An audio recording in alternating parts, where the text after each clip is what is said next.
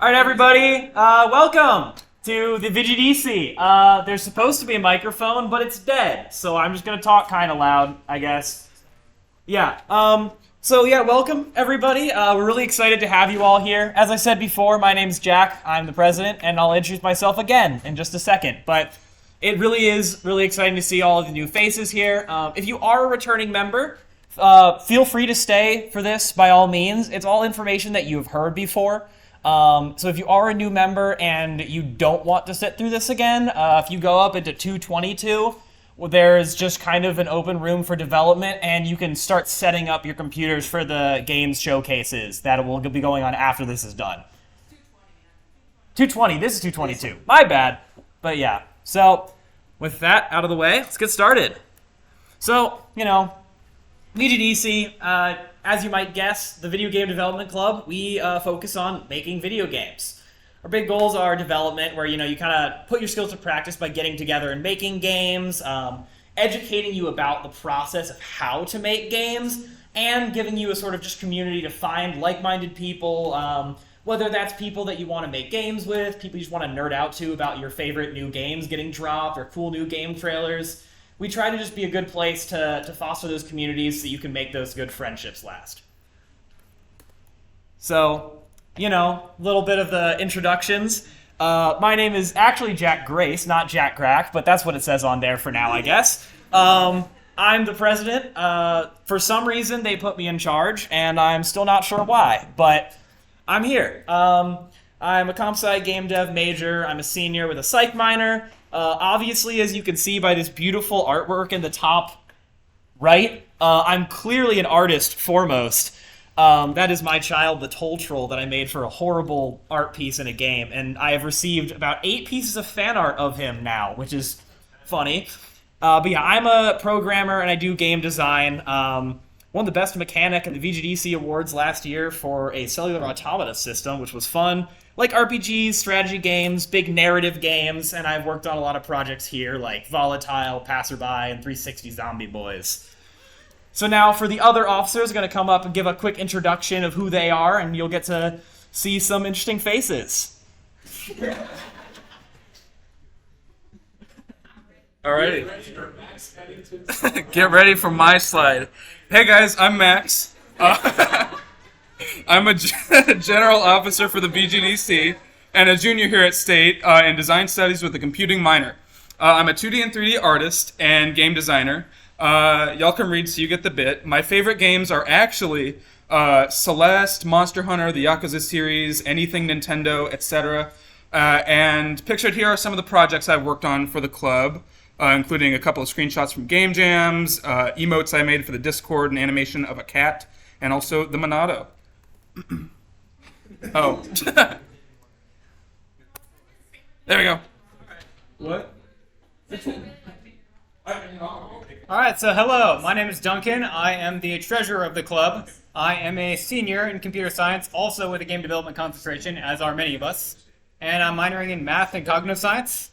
So I am mainly a programmer and a designer. I've worked on a bunch of different games, mainly on itch. I am often known as the Godot guy. I'm the guy who uses Godot, which is like a game engine with Python-like language, but I do also use Unity Unreal, which is what we advertise at this club.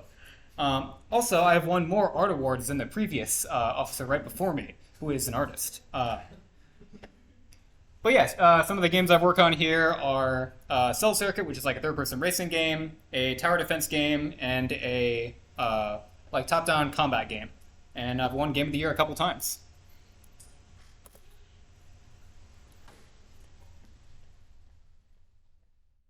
All right. Hello, everyone. I'm Carson. I'm a general officer. I'm a third year in comp sci, and I specialize in 2D and 3D art within the club, as well as some game design.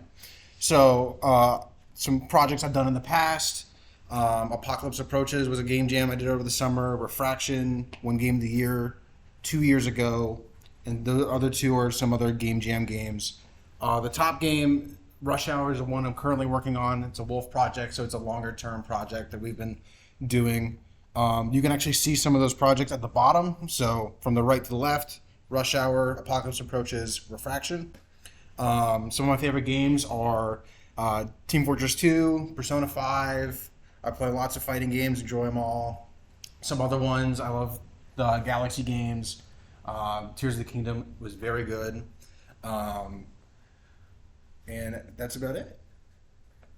Oh, shit. Oh, yeah.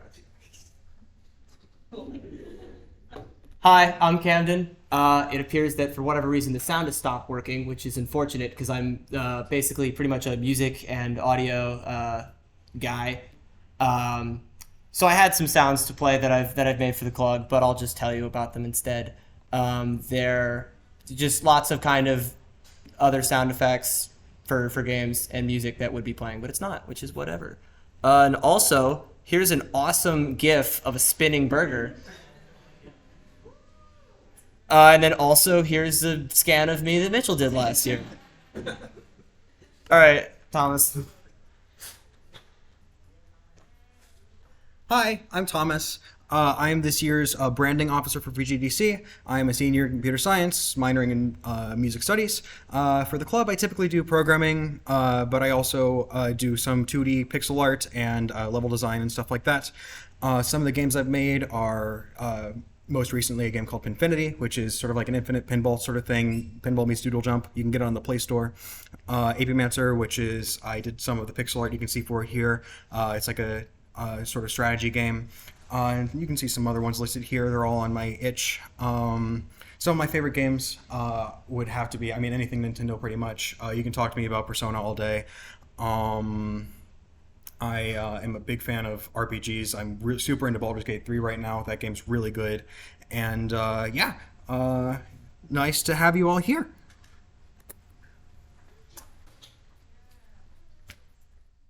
All right. Hello, my name is Phillips Albright. I'm the website officer here. I'm a fifth-year senior studying computer science and mathematics, and I also do the game development concentration. My specialization is programming, so I've mostly worked Unreal C++ and Unity C#, and those have been the things I've kind of focused on.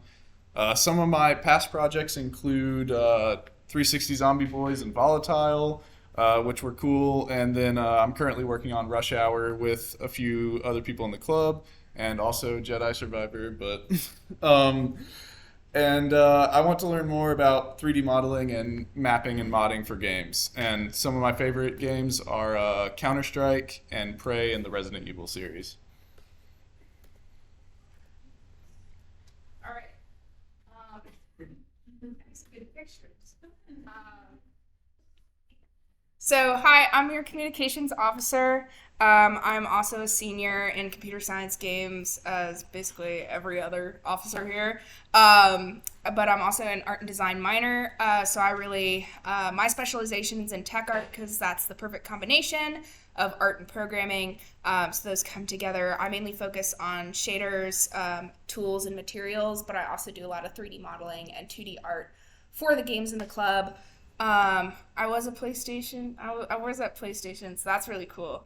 But anyway, I gotta brag. I gotta plug the brand. I've been on a lot of projects. I haven't listed them, but the one I'm working on right now is Forging Friends, which is another longer term project that we have here at the club. And then I'm working on a snow shader that deforms whenever you step through it. And also, if a character gets shot on it, then the blood seeps out on it. But yeah, that's my thing. Hello, I am Matula. I am the vice president of the club. I am senior in computer science with a minor in art design and English. I specialize in production and project management, but I am learning art and animation. Projects I've worked on: Sweet Tooth, Butes, Ghost Cafe, which you can see in the background. Therapy Can't Fix This, that's an ongoing project. And then Forging Friends. Favorite games: Super Mario Galaxy, Black Ops 2, Mortal Kombat, Mario Kart. Yeah, and I interned at Microsoft. Not Xbox, but I did host the Game Jam at Microsoft, but yeah. Lady.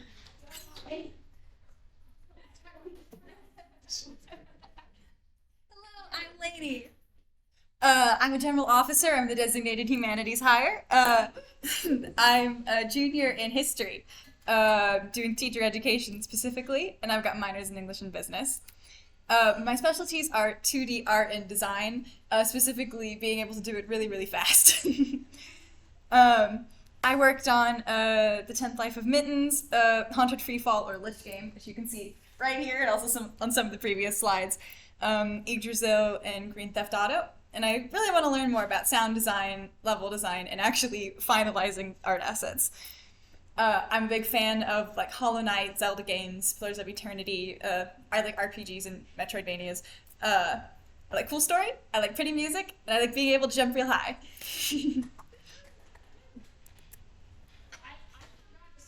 Game Stardew Valley. It's amazing. You should all play it if you haven't already. Thank you. Yeah, I also didn't say my favorite game. I am unfortunately a Fire Emblem fan. But yeah, I really like 7, the original English one. But yeah, I mean, we're not gonna spend a ton of time on this, but yeah, since this is a big community-based organization, just give a few minutes. Feel free to talk to some people around you, just say hi. What are your favorite games? That type of stuff. Officers are also people you can talk to. That's kind of why we just spent a lot of time introducing it. So, like, any one of us at any point in time is absolutely gonna, if you bring up some game that we like, we're just gonna sit there and talk at you for like an hour about it.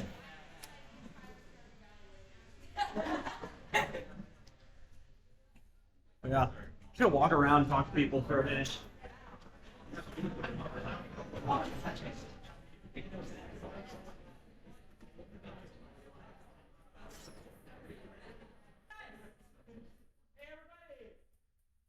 I didn't say anything before. I was just messing around with the lights first. But yeah, the end goal was to kind of get people's attention. But yeah, I hope that you all had a nice chance to talk to people, learn more about different people's favorite games, meet a couple of people. But we're gonna go ahead and move on with this because we don't want to hold you here for too long. But yeah, any of us are gonna be here today, other weeks in the Discord. So if you have you want to ask more about those types of games and stuff, all of us are happy to talk whenever. Yeah, and even outside of us, other people aren't they didn't sign up and are obligated to do it. We have a bunch of older members and alumni who are always in there, happy to help. So if you have any questions ever or just want talk about games and stuff, always feel free to reach out because we're happy to do it.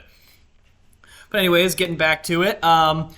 So I already kind of mentioned this before, but yeah, VGDC, we work on supporting game development, both through teaching you how to do it and giving you spaces to form teams and make those games. And we want to emphasize that, we are very educational based. So you don't need to come into this knowing how to do any game development. If you know game development, that's great. We can help you get with people who also know game development, get you working on games. But if you've come in here a little worried because you don't have any experience, that is perfectly fine. Most of the people who join this club don't have any experience either and are just here to learn. And also the other biggest question we tend to get asked is, do I have to do any programming? Technically a little bit sometimes, but not really. If you're an artist and you still want to be a part of this club, that's fantastic. We love having artists. If you want to do music, that's fantastic. Production, that's great. Design, that's great. We try to help all different disciplines get introduced to game development, so we're happy to take people from any different area. And yeah, this semester we are going to be doing a lot of these in-person meetings, but we do have this meeting is currently being live streamed on our Twitch channel, which is linked in our Discord. So if you ever can't make it to a meeting, but you still want to participate, you can hop onto the Twitch and watch it from home. Or if you missed it altogether and you kind of were like, oh man, I wanted to go to that one, we also post all of the VODs onto our YouTube channel so you can follow along after the fact if you missed out. So some of the events that we've done and are going to do, after every meeting, we all head down to Golden Dragon on Hillsborough Street. It's a Chinese restaurant. It's really good, and they give us free soda because we have a big group that we bring every week. So we're always happy to have people come and join us there. A couple times a semester, we'll do game nights where we just get into a couple of different rooms. Usually it'll be in the library to do that in DH Hill, and we'll play Smash Bros. And Jackbox. People will bring out different games like Crawl or a good one Jaden found, No Time to Relax. We just try to give people chances to kind of take a load off and have fun.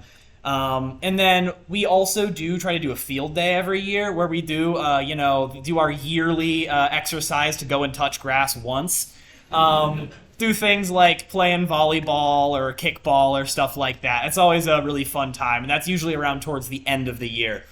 Then for the actual game dev related events, we roughly twice a semester will do game jams, where if some of you aren't familiar with what a game jam is, we come up with a theme and then, get together, brainstorm a bunch of ideas, and then form teams and just make a game.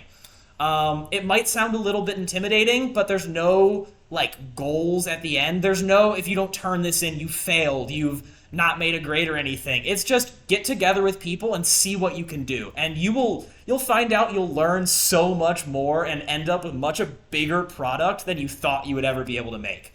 Those are fantastic opportunities, and we hope that as many of you join them as possibly can. We also do a couple of little trips. Well, not always little, but trips every year. Last year, we actually, a bunch of us went to GDC out in San Francisco. We managed to get NC State to pay for flights and hotels for that. So you just had to pay for the ticket to the event itself, and it was a 5-day-long trip to San Francisco to go listen to a bunch of game developer talks. It was a really cool trip. We will be giving more information about that process and how to go about joining into that trip if you're interested later on in the semester once we kind of have that funding cycle set up again. But that's a really cool trip. And then a smaller one if a huge cross-country trip isn't really your cup of tea. Every spring, ECGC, the East Coast Games Conference, happens just in the Raleigh Convention Center about 10-15 minutes down the road. And you can get funding for that as well, but it's going to be if you pay it early enough, it's like a $50 ticket that you can get the school to pay for you. That's a couple of more local game developers come. A lot of different students from schools in the area come, and it's a great chance to just kind of talk to game developers and other students. Lastly, we partner with Extra Life every year. It's a charity live streaming organization, and once a year they do their big game day where we just sit down and do a 24-hour live stream, and anyone who's interested can help out and join, and we do it for charity. Any donations we collect go straight to children's hospitals across the country. So that's a really cool event, and again, that one will be roughly in November, but we'll be giving more information about that as it gets closer. So, projects, we've done a couple of different types of projects. Like I mentioned, game jams. Those are usually a shorter term.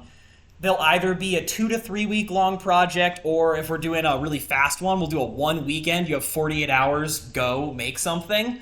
So some of the ones that we've done recently have been the Haunted Freefall that Lainey mentioned, which was a little...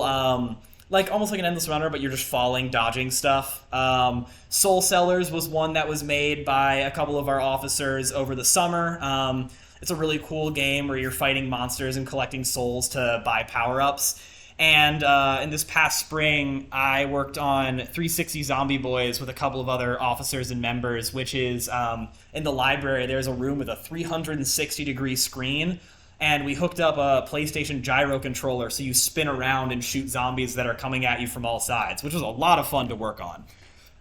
And then we also do what we call wolf projects, which is we kind of facilitate if you have a really big idea for a game, we help group people together to work on that game with you as a more long-term, throughout the semester or even the year project. A couple of those that have happened. We've got Rush Hour that's going on right now that Carson mentioned, which is a first-person parkouring game. It's like a speedrunning type thing. It's really fun. They'll be showing a demo of that later today, I believe. There's Swash, which was started by Mitchell, last year's president. He's here right now. It's a fighting game, kind of like Smash Bros. With pirates. And then Foraging Friends, which Jaden talked about, which is kind of like a Pikmin-y game. So these are all games that have been ongoing for a couple of semesters now. At different times, those games start asking for new members. So if anyone's interested, keep an eye out for that. Or if you have your own idea, we're happy to help you make that happen. So just a quick rundown of some of the software that we use. we, in like our workshops and the ones that we recommend for you, as far as different game engines go, Unity is our like big suggestion for an intro engine. There's a lot of documentation for it online, so if you ever have questions, it's easy to look it up on your own, and we have a lot of knowledge about it to help you. Unreal Engine is also a great choice. A lot of us also use Unreal Engine, and it can take a little bit more to get into it, but once you're there, it can help you make some really cool things. Some other ones that we suggest sometimes, Godot, Duncan's engine over here, is really good for 2D games, especially if you're a programmer and you like Python, that's a great one to go to. And then Game Maker Studio, and we have a couple of people who use Source Engine, which is kind of a fun one. It's the engine that Half-Life and the CSGO games were made in. For different art, we've got Blender, which is a great 3D engine, and then Maya is another alternative to that, but that one is paid, but you can get it through a school account if you want to use it. And then there's Krita and Piskel for a lot of the 2D art, which are both great. And then Photoshop is, it's a great 2D art tool, and Icebreaker is really good for pixel art if you're interested in doing all of those types of things. If you have any more questions about any of those things, feel free to ask an officer about it. These aren't like hard requirements that you have to use any of these. These are just our suggestions to you. So if you want to know some things to look into, these are some good ones to look for. So as far as the actual how game dev works at our school, I know a lot of people, not everybody, but a lot of people want to go for the actual game development classes at school, and there are some really interesting ones that you can take. Our biggest suggestion, CSC 281, you don't actually have to really know how to program a whole lot to take it, even though it's a comp sci class. It's just a game about game design. They teach you a bunch of stuff about how to design games. It's a really fun class. Most of your homework is go play a video game for an hour and then write what you thought about it, which I thought was a pretty fun homework assignment, personally. And then also, if you are in comp sci, there's a game development concentration that you can take, which gives you a bunch of classes that will help you learn more about different programming things through game development. If you want any different like faculty you can reach out to talk more about like research or anything like that, you've got Jahala, Ham, Card, and then Newly, Jackson, Bostian are all people who you can reach out to and ask, and they're always happy to help you find out more about game development through the school. I'm gonna take this relatively quickly, but there's a lot of different places you can go with game development if you are interested in it as a career. You don't have to be in this club. We take hobbyists too. If you just want to make games for fun, that's perfectly fine. But if you are interested, obviously the game development industry is the big one that a lot of game developers want to go into. And we wanted to make it clear that programming and art are not the only things you can do in the game dev industry. If you like marketing, there you go. There's a bunch of marketing required in game dev. If you like doing social media, there you go. If you, are interested in, again, like audio or sound, bunch of that in games. There's even professors for game development. So game development can take a lot of different forms. So no matter what you're interested in, if you want to work on games, there will probably be a way for you to find that. And if you are interested in those, there's a bunch of different networking opportunities that go on that can help you with that. Those trips like to ECGC or GDC are the best ways to meet up with game developers across the country. And then also there is a thing called the Game Dev Drink Up, which is every second Thursday of every month. A bunch of game developers from the Raleigh area meet up at the Raleigh Beer Garden and just hang out and talk. So if you ever want to kind of get connected to the game development scene around here, that's a great place to do it. You don't actually have to be 21 to go. Obviously, you can't drink when you're under 21, but you can just go and hang out still. So that's a great opportunity there. And then we do a thing called the Global Game Jam every year. It's just a huge game jam where you can collaborate with people from across the world, which is a lot of fun. And now, if you're not interested in doing game dev as a job, there's a bunch of other things that game development can help you with, even if you're doing it just as a hobby. So like if you're interested in like VFX, game development's a great place to learn it, but it's also really useful in things like movies. If you're interested in a lot of like the 2D graphics, graphic design is required from pretty much every job in the world. So you can go and get a job with that anywhere. Obviously, a lot of programming carries over from game development to a lot of software engineering, things like that. So there's a bunch of different skills that game development can grant you that you don't necessarily need to put back into game development. So if you're here to try to get some actual like career professional development out of this, but you don't necessarily want to go into games, there is a lot that we can help teach you. So we have alumni at a bunch of different companies that you've probably heard of before. We have people who work at Epic. Jaden worked at PlayStation over the summer. Phillips worked at Respawn over the summer.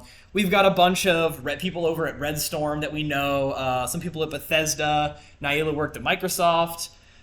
We know some people at Amanji, which is the place that made Temple Run. Point is, we have alumni that are all over, and a lot of them are still really well connected with this club. You'll see them come and join. A couple of alumni are here tonight. But you'll see at like a meeting, you'll have someone just walk in and he'll just be talking about how he's working on the new Assassin's Creed game right now or something. And you can just kind of meet up with them, learn a little bit more about what their experience, both with the club and with the industry were like. And they're also just really fun people to talk to. So we've got a really great community there that will last even after people graduate.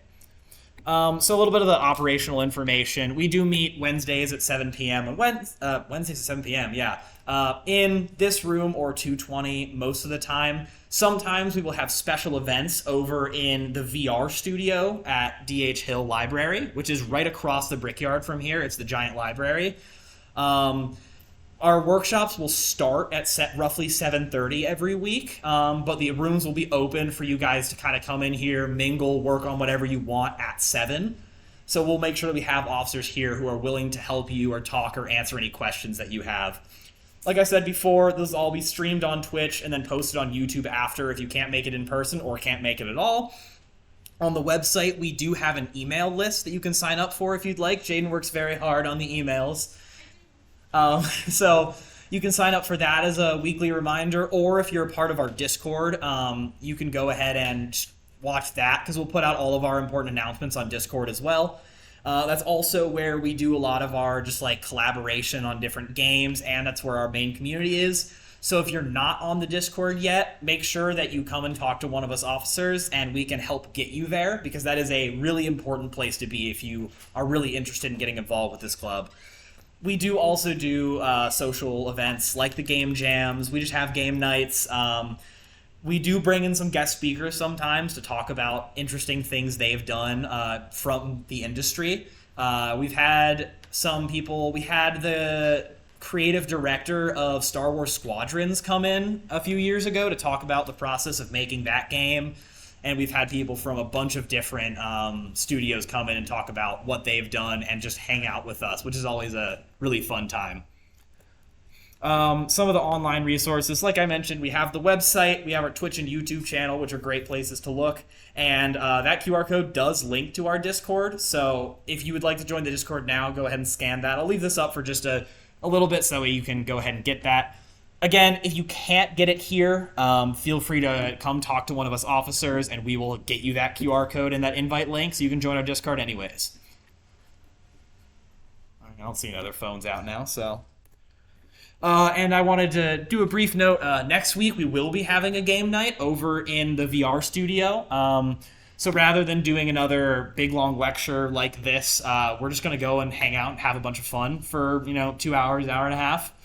Again, we'll put it in the announcements, but that is not in this building. That is in DH Hill in the VR studio. There's a bunch of different rooms that we have access to over there, which some of them are like an auditorium like this. Some of them are in the studio itself where they have some VR headsets, which are kind of cool if you are signed up to use them. But yeah, that's where we're going to be next week. So yeah, thank you. That is the old one, I think. But yeah. Did you put it on there? The officer chat? Okay. That isn't the actual form that I'm about to ask you to fill out. This thing.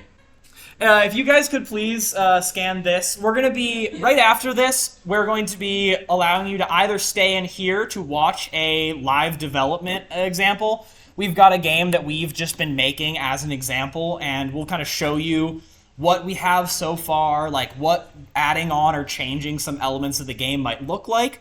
Or if you're interested in seeing some of the games that old club members have made, or, you know, like some of those longer ones like Rush Hour or Swash over in 220, a lot of them will have set up their computers so you can go in and try their games. Obviously, if you have to go right now, you can. But we will be here until 9, so for about 50 more minutes, you'll have access to either one of these rooms. This forum just asks a little bit of questions to help us figure out, you know, where people are finding out about our club, where we need to be trying to work on outreach more. But yeah, that's about it for this little portion of the meeting. So either stay on here and we'll get started with that demo in a few minutes, or one of the officers just like make sure people know how to get to the other room. Or one of the officers will show you the way to that other room, so that way you can go try out some demos. And feel free to float back and forth between these two rooms. You don't have to pick one and stay. So yeah, thanks guys. It's got to load because it's Unity and my laptop. 2D seems to take longer. Yeah, it's because it takes a 3D project and then reformats a bunch of it, so it just takes longer. That's why usually I just do a 3D project and then make a 2D in it. There's a couple of extra steps, but like I just do the steps instead of the engine. It's not a big of a deal. I'd be curious to know if professional 2D games do the same thing. Adam, this room's gonna be great.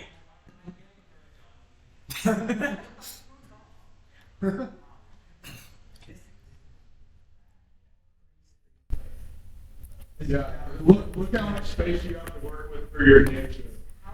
Last time I was here, I was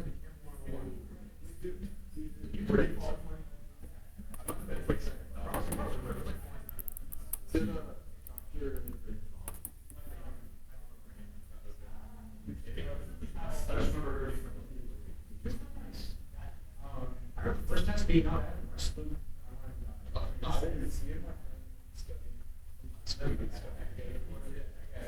You would alternate there.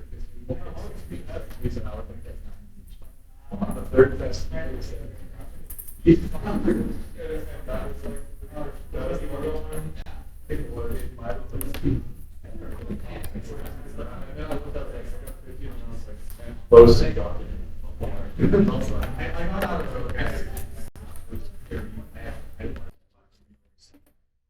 Yeah, a brief tip for those of you here. When you do game development, you really want a mouse. It's really helpful. It is almost impossible with a trackpad. We have a bunch of mice if you ever need one. Why did it just open Edge? What the heck? But yeah, we have a bunch of mice that you guys can like borrow if you don't have your own, but it would be a very good investment to get a mouse that you can use. Even if it's a cheap one, a mouse is just going to be really, really helpful.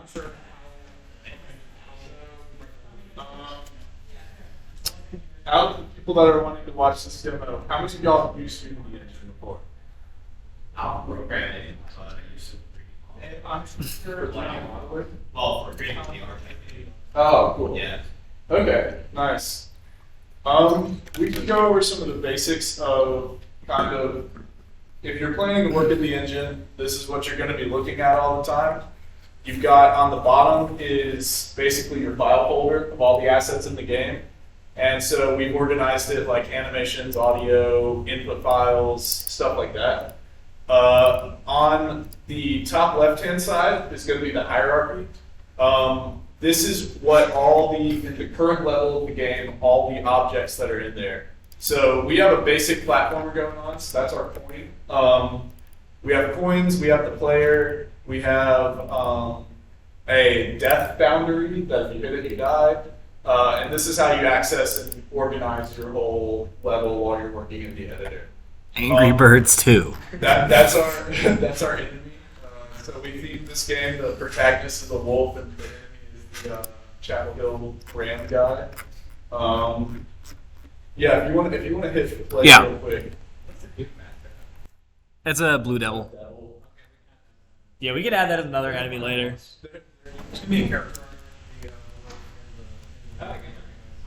No, that's him throwing footballs at me.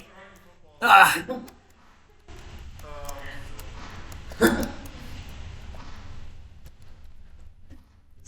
Ouch. And then, you can win the level by hitting Mario Black.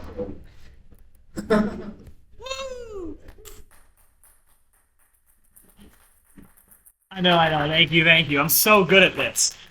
So that's like that's the play button in the editor. It'll basically start a simulation of like how the game's going to play when you actually. You can also lose. But yeah, that's. If Jack, you want to Yeah. click something on the right side is going to be the details of whatever you have selected. And so the way Unity works is you have a basic empty game object, and that can just have components and components added to it. So like, for example, he's highlighting the player. The player has a transform, which is what almost every object's going to have, which tells you where it is in world space. Yeah, so I can just change this and say, I don't want him to be here. I want him to be at 1, and he goes up. You know, that is his direct position in the game. And then we have added a custom script. So the way you do custom functionality in Unity is you write C# scripts, and you can just stack those on objects, and then it will just do whatever you wrote it to do. We wrote one for player movement. We have a player input component that's part of Unity's input system. It's honestly a little complicated to work with when you start, but it's pretty powerful. But that's kind of the basics of how that works. Also, a quick note, again, if you haven't used Unity, we're not necessarily expecting you to fully understand everything going on in this game. This is where we are going to get you to, is the point that you could look at this and know everything that's going on. We know that we have added, like, a decent number of things that aren't really super, like, understandable right out of the box, like the player input component. How that actually works might take a minute. But the general idea is, yeah, that takes your input and it makes it so it knows if I'm pressing down left or right or space. So don't feel like if you don't understand some of this that's like, oh no, I don't get it, I shouldn't be working on this. This is just kind of an example of some of the things that you can do once you've learned how to do it. And also, most game engines have kind of come to a singular point with how they're designed. The layout of this editor is going to be similar to what you see in other game engines. And if you're not interested in writing programming, you're not interested in like anything in specific, it's sometimes nice to know how this works. So if you're an artist on a team, you know how to drop your art assets into the game. Yes, like you could go in and say, oh, I know I need a sprite renderer, and then I put my art right here. And that is the sprite right here once it loads. That's the sprite. There you go. That's the sprite sheet. So if you want to do art and you want to do an animation, this is where you'd put it. And then you have your little animator to make them walk. Yeah. But yeah, one thing, you mentioned that he's really floaty right now, right? So a rigid body in Unity is what lets physics work on an object. So, you know, if you want him to be less floaty, if we turn up this gravity to 3, and then we play it again,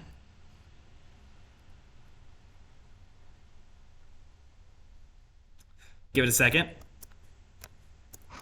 He falls a lot faster now. He also doesn't jump as high, but point being, if you want to adjust how he's able to move, you can just go in and change that right there. That one little number is all it took, and now he's significantly less floaty. And it's a much harder game. So a lot of what Unity does is it lets you kind of just expose pieces of the game engine to the designers. So like if you want to work on design for a game but not programming, these numbers right here are going to be a lot of what you work with. Like, you know, changing his maximum movement speed. You say, oh, our feedback is we want our player to be able to move faster. Well, here you go. Bump that number up. Now he'll speed up and he picks up more momentum when he keeps running. And when you don't run into a guy, that is. You know, when he gets that momentum built up, he moves considerably faster than he would have normally because you've gone in and changed that number. There's also a lot of other engines, and one of the reasons that Unity is a little less popular for larger scale projects is other engines have even more tools at their disposal for exposing things to augment the gameplay without touching code at all. So like Unreal has this blueprint system where you can make functionality visual with nodes. It's like a really, really sophisticated version of Scratch. And that stuff's pretty cool. So it's like, I would say one of the biggest things starting out with game development is not to get intimidated by the things at your disposal. Because I know like my freshman year, I definitely did. Like I came to this club and during the first game jam, I opened Unreal and I was like, that's way too many buttons. I don't understand this. And then I kind of quit it for a while. But coming back when I was like, okay, I'm just going to take it one step at a time and use what I need to use. It's very digestible and not as intimidating as it looks. Yeah. For a raise of hands, who's interested in doing programming with games? Okay. Artwork or other things? Yeah. Okay, cool. Yeah. So, like, specifically art, or is there something else that you two are interested in more? Or just general is fine. Audio? Audio? Nice. Yeah. There's a lot of cool audio tools for games as well. I'm sure you've seen some, but like Unreal has a whole node-based editor for doing audio systems, which is really cool. How about you? Art? Nice. Do you like 2D or 3D art more? Okay, cool. Nice. Yeah, we have a decent number of artists on our officer board who, like, art-wise, I don't really have a lot of knowledge. I know how it interacts with the games, but as far as actually making it, I'm terrible at it. I think your art's gorgeous. Oh, thank you. Yeah. I mentioned the Toll Troll. There's this game that I worked on with Jaden, who's one of the other officers, and Aaron, who used to be an officer. And we made it, and Jaden was our artist, and she was just making like gorgeous art for the whole game. And then right at the end, she got COVID. And so she was just out for the last week. And like one of our characters didn't have art anymore. So I went into MS Paint and in 15 minutes drew them and just slapped them into the game. So you've got this gorgeous game and you go talk to one dude and this just like terrible piece of artwork pops up of him out of nowhere. And his dialogue is exactly, I'm the toll troll here at the Toll Troll's Troll Toll. Are you ready to pay the Toll Troll's toll? And it's just... he's a big joke, but now everybody loves him, and I keep getting fan art of him, which is really, really funny to me. We also have a lot of programmers who end up doing art at some point, and then you get to see what that turns out as. Yeah, but like, Jaden, Carson, Max, Thomas when he feels like it, Laney, all officers that do a lot of art stuff. And I mean, yeah, Camden is the music guy. Not a real shocker, but yeah. So is there anything in particular y'all are curious about with the demo project engine? Like either how something works or like something you'd want to see how to add it or something like that. Yeah. Open the player movement script. Yeah. Double click on it there and it'll pop up. So here there's two basic components to a Unity script when you open it, the start and the update method. So start will run when the level is loaded. So if you just have one level, that's whenever it just the application opens. So currently you can see we're interested in two components that we attach to our player, the rigid body and the animator. So we're saving those as variables to use later. And then update, normally it would be update here. Update runs every single frame. So if you have something you want to run every single frame, like maybe player movement or something like that, that's where you put that. We chose to do fixed update, which is physics runs at a deterministic rate 50 times per second. If you do something in update and it is related to physics, that means that it will run faster the higher the frame rate is. So you can get some really funny games where, you apply physics to an object every frame. So if your computer runs faster, you move faster. Which is a really weird effect that you maybe don't want. It's stuff like that even AAA games have had. Like most Bethesda games running on the creation engine are locked to 60 FPS, not because that was a stylistic choice, but because their engine is not built to go over that. Thankfully, Unity is, but yeah. So here we're doing we collect the movement input, and we're adding a force to our character's rigid body to move it with the input. And that's the movement system we decided to do here. Yeah. We also have right here is if you look at this player input component, it runs on events. So we've got events that you link in here. So we have movement, which is just it tracks if you ever press W, A, S, or D, and it will call this move function. And so you go in here, and now it will say this is just it's a complicated data type, but it's just the result of your movement input. So then it takes it and converts it into a 1D vector of what direction your movement is going to, and then changes the character to face one way or the other, and then now sets this movement input object so that every frame we now know exactly what direction the player is making the character move. If you scroll back to the move function real quick, Yeah. something that's relevant to both programmers and artists is the animator stuff. So you can see here we're setting a bool, and if you don't know what a bool is, it's a Boolean value is either true or false. It's one or the other.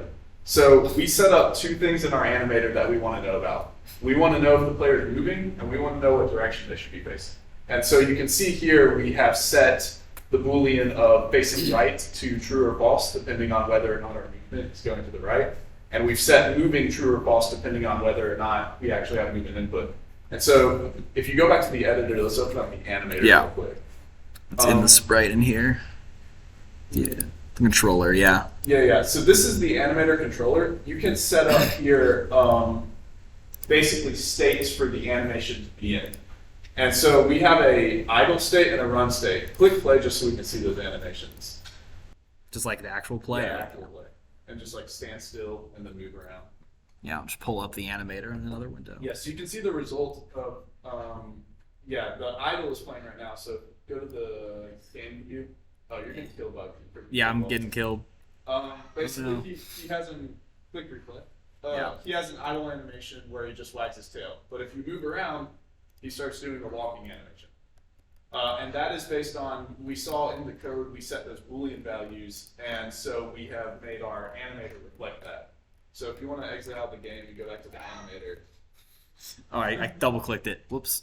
This mouse double-clicks sometimes, which is really annoying when you're trying to leave the game, and you instantly hit play as soon as you exit the game. And so if you click on one of those transitions there, you can... Where's the transition information? There we go. You can see the transition has a condition, which is moving is set to true. So whenever moving is set to true, we're going to go from idle to the running animation. Whenever it's false, we're going to go back to the idle.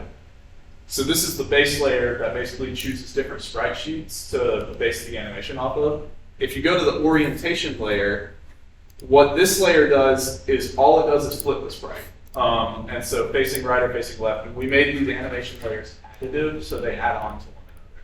So we can have the base layer do the correct sprite, and then this layer make it face the right way. Something that might be interesting is to open up one of the animations specifically. So down on... down in here. Yeah, click Wolf Idle. Oh, Wolf Idle? Okay. And full screen that, and then expand it. So this is kind of the animator view, and scroll down along. This is where you can basically set up your animation, and all you do is just drag in your keyframes. So you can see we have the whole sprite sheet set out on a timeline. And so this is what, when the animation controller has that animation in there, it's referencing this, and it's going through the steps of this associated with the timeline. And so this is something that an artist would probably be working in, and then a programmer would go in the script and set it up to where the right animation plays at the right time. Yeah, and granted, as an artist, you probably aren't going to this be the very first thing you're interested in doing. It's a useful thing to learn because it lets you kind of just say, hey, my art is now moving in the game. You go do stuff with it. But obviously a large part of artwork for games is not in this, but in Blender or Maya or Krita or whatever that you're using for your particular type of art. This is just, since we're showing off something in Unity, we're kind of showing off how Unity interacts with the art. Yeah, usually the artists work hard enough also. Yeah, this is also partially because neither of us are artists, so we know more of this side of the art things because we don't do the actual drawing or modeling ourselves most of the time. For 2D art, though, engine integration is usually pretty simple. Yeah, it's not too bad. You want to import it as a PNG or something. Sprite sheets are interesting, though, if you want to go open up one of those. Yeah. Oh, whoops. Have you ever done animation? So you do art a little bit? Oh, that's the controller again. Whoops. Yeah, it'll be in the sprites. Yeah. There we go. Like this one. Yeah, just click that. Open up the sprite editor. So close that window. Oh, you want to like in Click, there, yeah. click. You should have in the inspector the sprite editor. Maybe I'll turn it. It's just opening the PNG right now. There we go. Oh, This is the actual import version. Okay. Yeah, click the sprite editor. Yeah, I was clicking the original one that wasn't edited yet, which is why it wasn't showing up. So this is a thing where you can import a single image with all your animation frames, and you can choose how to divide it up. Usually the best way to do it is to give each of your frames of animation the same amount of space in a grid, so that then you can just slice it by grid in here. Yeah, that's kind of all I want to show there. Yeah. But, Each one of these is its own separate thing and can be like, you could go and adjust these if you really wanted to. yeah. I wouldn't necessarily because we have it set up in a good way, but you could go and like individually mess with one of them to make it so that way your bounds on your script looks, or your sprite looks a little bit nicer if you wanted to. It's very simple when all of your sprites are the exact same size, but this little guy in his run animation bobs up and down a little bit, so it's better to have it be consistent grids. But yeah, does anyone else have something they're curious about that they want to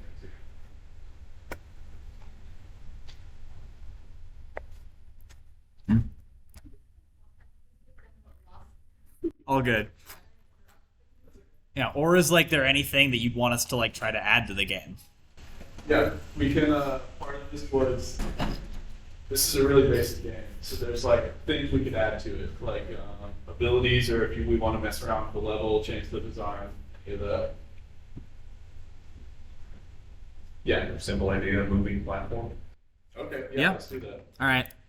So like where just like like you want to have one you got to jump across to get to the end or something? Yeah.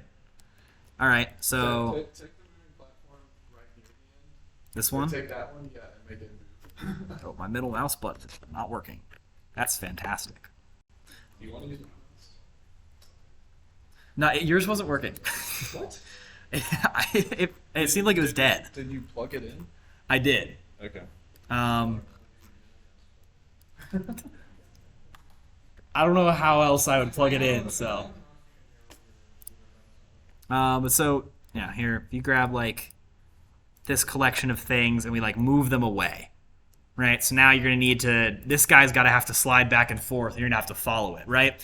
Like we mentioned before, scripts are the main way you add functionality to a game. So, you know, we can make a new script, just call it, like, why is it doing that? That's weird. All right, I'll just add it into the actual thing itself. But yeah, so like you could, if you go in here, you can type new script. Just say like moving plat. Don't reload the domain right now.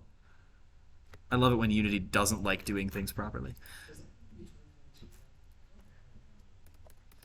It's because Yeah. Jack added a new script.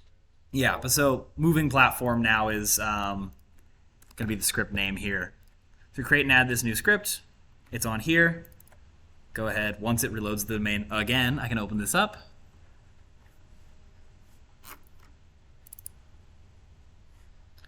Right, and so like if we want like just the very basic version of it, we just want it to move. We can use that.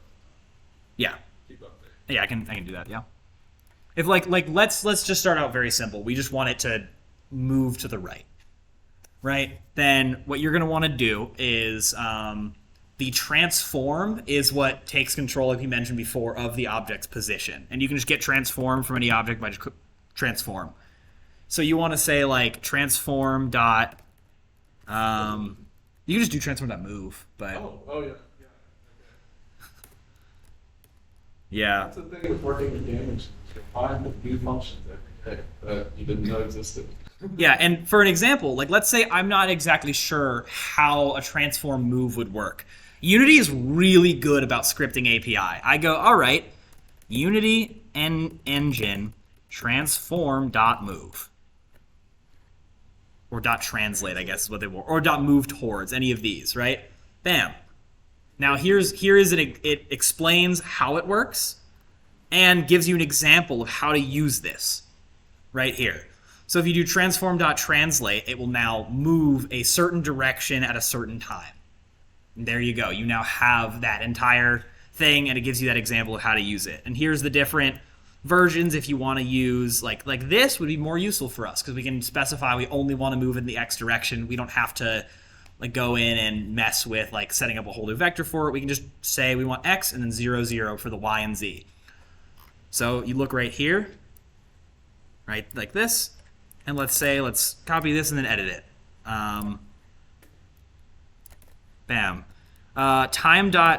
These time.delta times, this is the amount of time that has elapsed since the last frame. So if you want to use update, but you don't want it to like, make you move faster when you're at a different frame rate, you can move based on your delta time, and now it will move at a speed that is relative to how quickly your frames are moving. So we set it to move this 0, 0, and let's say we want to be able to adjust how quickly it's going to be moving, right? You can make a public variable, public float move speed. Set it to 5 to start, and we can multiply that delta time by move speed. This is where like a simple understanding of math is like pretty nice because delta time is measured in seconds. And so if we're using time.delta time and multiplying by move speed, and our move speed's 5, we'll see that this is going to be 5 units per second. Yeah. And the one nice thing that you'll notice, since I made a public variable, when we go into the script, that's just exposed here now. You don't have to go back into code and change it ever. You can just right here say I want it to be 4 or 5 or 6 or 456 or anything. And so I'm going to open it up and just open up the scene window again. If you ever want to just see what something looks like at runtime, I closed it. Love double clicking. Whenever you play, it'll automatically open this game window. But if you want to look at somewhere else, you can see right here, it's sliding away. Yep. And if you wanted it to go the other way, set it to -5. Any of these values that you change here, it will try to apply those changes as the game's running. So I can set it to -50 and it'll start going really fast. You can just mess with these in here while the game is running and see the results. But a good thing to note, once you stop the game playing, it will revert all of these changes. So don't make any important changes while you're playing the game, otherwise you'll lose all of them and have to redo them. Well-designed stuff too. Like if you drop any new objects in the scene while it's playing, those do not get saved. Yeah. But so let's say that's kind of boring to us, right? It's it's just moving one direction. It's not really what we want. A good way to make an object move back and forth would be something like a sine wave. If you use a sine wave, now you can say move this way, and then we have it turn back negative and go the other direction. So we can do move speed times, instead of just time delta time, say like mathf is just the math library that uses float values that most of Unity will use. And then there's mathf dot, again, say you're confused. My IntelliSense is not working and it hasn't been for a few days, which is why I'm looking it up to make sure I do it correctly. They want you to use Visual Studio. VS Code is Bam.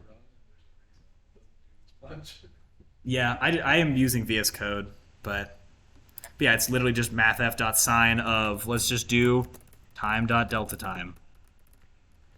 Seems like it's working both It does, but it displays it's just the code snippets aren't set up properly, which I need to fix. Oh, whoops! I put a comma where it shouldn't have been. Yeah. Yeah, it's just it's been bugging out on the new version of Unity. Figures. But so now, if we do that, we'll see what different thing it looks like now. You'll hear the dude dying again.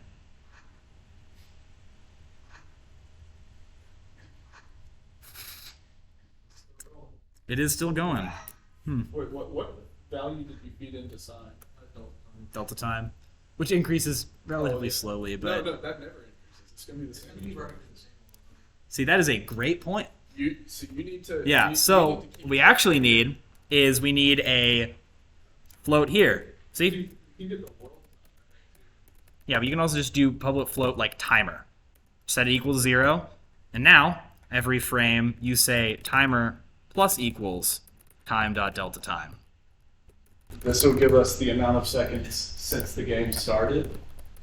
If you want to be a stickler, you could say that if we left this running for like 2 years, that we reach a float limit. But yeah. There are other ways to do this too. Like I think the get world time that uses the engine's timer since the game started. Yeah, would also work perfectly fine. You also don't have to use a sign. There's other ways to do it. You could just have a... It is going back and forth. See, it's going back and forth, but now we're noticing, oh, this is way too fast. So we can go in to here and set that to like 0.1. Make it just, not 0.1, 0.5. Make it 1/10 of that speed. See if we like that.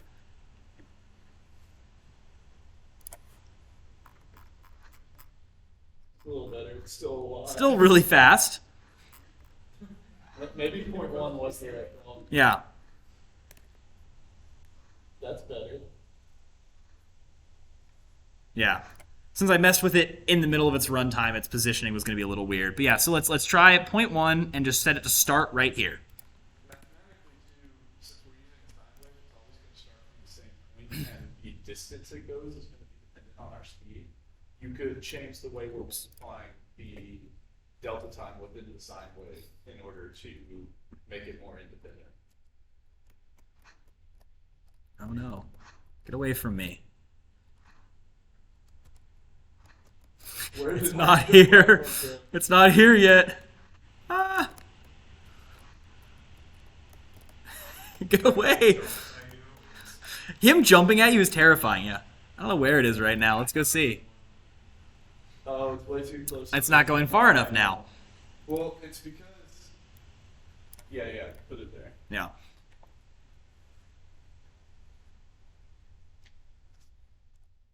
But yeah, so this is just kind of like the... Again, this is a very simple game, and we're just kind of like messing around with it. But I didn't set it to 0.1. That's why. I kept it at 0.5. No. Yeah, and then there'd be a whole process we could go through of applying the platform's movement speed to the player whenever they're touching it. We probably won't do that since we have 10 minutes left. But that is something that you could do without too much effort. But yeah, honestly, I just don't feel like doing it right now. So It's surprisingly having a player stick to your platform is a pretty complicated problem, especially when you have other considerations going on in your game. So what's happening here is you're not getting enough distance. So go in the script and divide delta time by 2. yeah. Yeah, there you go. Yeah, because we're just using like the time update as the entirety of the sine function, it's giving us kind of imprecise values. What you'd really want to do is like actually go in and say, oh, all of the random like trig stuff that you learned years ago of like, oh, we got to mess with the A values and the B values, set the period and the amplitude of this sine wave. You could get much like more worthwhile updates to this. But this is something that it's just a starting point for this.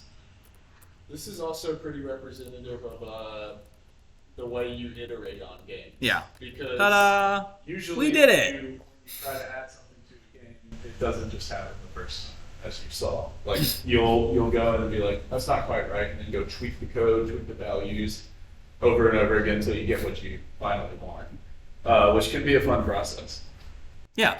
And that's the kind of thing. A lot of these types of things, you'll kind of find out your own way you like of doing the things that you do a lot of times. So like, is this the way I'd normally make a platform move? No. If I was doing it in a different way, it might have gone considerably faster. But it's kind of fun to just mess around and try a different way of doing it. Games have a lot of different things going on all the time, and due to that, there's almost infinite approaches you can take to solve any problem in game development. Some better than others, granted, but still, it's something that I think as you start out, like focusing on what's best practice is not as important as experimenting and figuring out the way you like to do things and how it helps you learn. Yeah, and since we have not done anything sound related, I have a very quick example of how to add sounds into a Unity project. If you have just any sort of sound file, you can just go in. I have an audio folder set up so that way it's all in the same place, and you can just drag it in, and it now exists as an audio clip in the game. Whoops, that's not what I'm trying to do. Control 3. Control zoom. But so these are all audio clips, and there's different like settings you can mess with in here. You can like set how they're compressed, adjust the quality and the sample rates and everything like that. And then if you want to actually play them, you're going to need to set up an audio source. So in the player, we have a bunch of audio sources set up for different things. This one's for damage, this one's for dying, this one is a coin collect audio source. So if I were to go in and grab this one, this wolf coin, and then drag it to the third one, I don't know why they all opened, drag it into here, it is now there. And you can go in and set a bunch of different values on it here. You can mute them. This play on awake means it will instantly start playing once the game starts. You can set it to loop, mess with the volume and pitch, the pan, and some of the 3D settings. If you want to expand the 3D settings, Yeah. there's just a lot of cool stuff you can do with sound here. So like you can adjust like the Doppler effect on it. You can do roll off, and basically there's just a lot of options for how you want to fit this in your game world. And when you choose to do 3D sound, cameras in Unity have audio listeners attached to them, and it will play this sound relative to your camera's position compared to the object that's playing the sound. So if you're doing like a first-person game, it will, if you put a sound that's like off to the right of your player, that sound will be playing from the right side. And the closer you get, the louder it gets. And if you turn and stuff, you can set it up to do just like binaural audio too, which is kind of fun. But a lot of the just like the position-based audio stuff is kind of handled by Unity itself, which just makes it really easy. They also do, they're not the best for all things, but they do have a bunch of filters you can apply as well. So like you can go in and add like a chorus effect or add low passes and high passes in Unity, so that way you can like dynamically update them as the game is running. So like if you had a big sound file and you wanted it to like get more distorted as like, I don't know, like a player's sanity value dropped or something, you could add in a distortion filter and just have the code update the like intensity of it as the game continues. We also, in 3D projects, there's visualizations around the game objects that show you how the 3D audio will fit into the world. So it's usually in the form of like wireframe spheres around an audio source showing you the range and the drop off in some instances. Yeah, and so like, yeah, this one's simple. It's literally just a distortion level, and that's all there is to it. But a lot of them have more stuff in them as well. But yeah, and so like set a jump in here too. So yeah, I've added that in here. And then just to kind of show you, I just have a very simple script. It's just got, these are the audio sources, and then when you call the method, it's audio source dot play, and it will play the clip that is stored into that audio source. You can adjust the clips that are in different audio sources at runtime. So like if I had a different clip, you could go in and just say, oh yeah, like win audio source dot clip equals, and now it would adjust to update to whatever you set it to. But whatever's in there will now play whenever that method is called, which I have them called, like when you jump, it calls the method that does the jump sound. When you collect a coin, it does the one that does the coin sound. So you go in here, those should work. I think I added them into the main script too. Well, the coin one works. Yep. The jump one also had really low audio on it, so it might just be really quiet. And these systems are usually really powerful. Like Jack and I both worked on a game for the visualization studio in the library, which is the room with the big 360 degree screen, and it has a 7.1 surround sound system. So we were able to do some kind of cool stuff with audio and kind of play at different points in the room, so that if a zombie was approaching you from behind, you would hear it, which is cool. Yeah, the other one that Camden and Thomas and Braden worked on that was kind of cool, that I'm sure Camden will talk more about if you ask him, is the whole room uses the gyro to press different buttons to like set different chord tones and have it play around the room. It was pretty cool. It was pretty cool, yeah. If you ever want to check out these things, the visualization studio, you can go in there and make appointments and ask to like check out demos and stuff. And I think all of our stuff is on their hard drives. But yeah, it is about 8:58, so right around when we're going to wrap up. So I don't think we're going to do anything more in this project now. We are going to like polish it up, make a lot of the things nicer, add in good code commenting, and then share this project with any of you who are interested. It's going to be just publicly available for any of you to go in and mess around. So if you want to try making a sprite sheet and updating it to use something different, or if you want to go in and mess with some moving platforms, make them do cool different things, or like update the audio, you'll have free access to this project and to mess around with it however you want.